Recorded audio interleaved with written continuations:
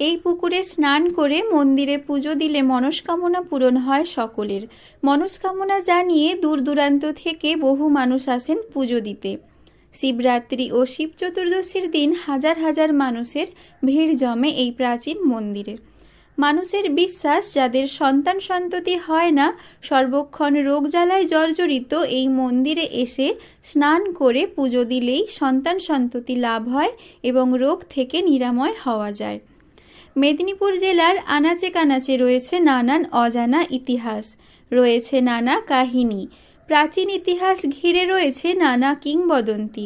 এমন এক প্রাচীন ইতিহাসের সাক্ষী ও নিদর্শন পশ্চিম মেদিনীপুর জেলার ডেবরার ভগ্নপ্রায় মন্দির কেদার ভুরভুরি ও চপলেশ্বর জিউর মন্দির।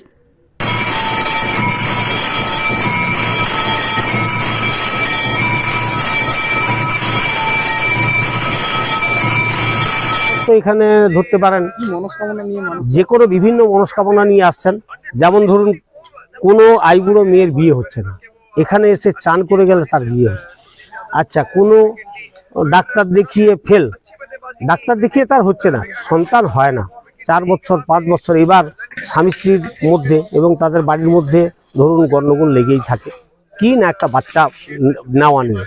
এবং সেখান থেকে অনেকে যেমন কানাঘুষোতে জানতে পারে মেয়েদের ব্যাপারে এগুলো, তারা আসলো, তারা এসে মন্দিরের পেছনে এখানে বাবার কুণ্ডে চান করে তার মনস্কামনা জানিয়ে একটু পুজো দিয়ে গেল। তারপরে আপনার ধরুন ওখানে ওই ধাগাটা বেঁধে দিয়ে যাবে, ওখানে ডুবে যে যা কিছু পাবে, একটা সুপারি ফেলবে, যা কিছু পাবে এক ডুবে তুলে দেবে, ওইটাতে বেঁধে ওই দেখবেন ওদিকে ঝোলানো আছে, ওই ঝোলানো জায়গাতে তারা বেঁধে দিল এবং তাদের পরবর্তীকালে তারা সন্তান ধারণ করেছে এবং সন্তানের মা হয়েছে এবং যথারীতি অনেকেই অনেক কিছু দিয়ে পুজো দিয়ে গেছেন। প্রায় 700 বছরের প্রাচীন এই মন্দির, এই মন্দিরের সাথে জড়িয়ে রয়েছে ইতিহাসের নানা কাহিনী। শিবরাত্রি ও চতুর্দশী উপলক্ষে বসেছে মেলাও।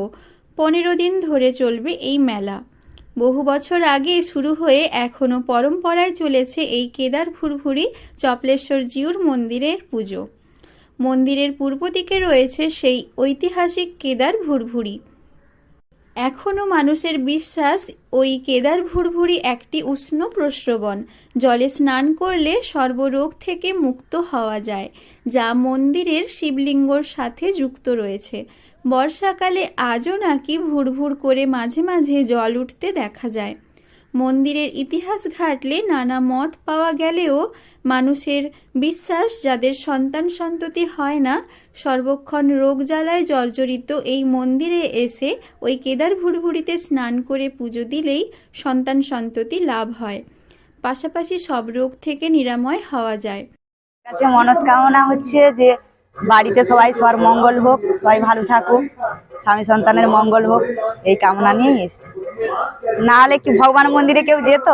তাহলে তো সবাই ভগবানের মন্দিরে যেত না। সবাই মনে করে যে ভগবান নিশ্চয়ই আছে, সে আছে বলেই এখনো পর্যন্ত মানুষ আছে।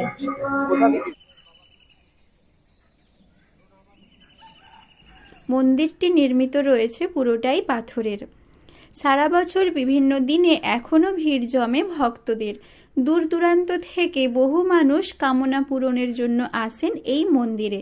পাশাপাশি 15 দিন ধরে চলে পূজার্চনা ও মেলা। পশ্চিম মেদিনীপুর থেকে রঞ্জন চন্দ্রের রিপোর্ট, লোকাল 18 বাংলা।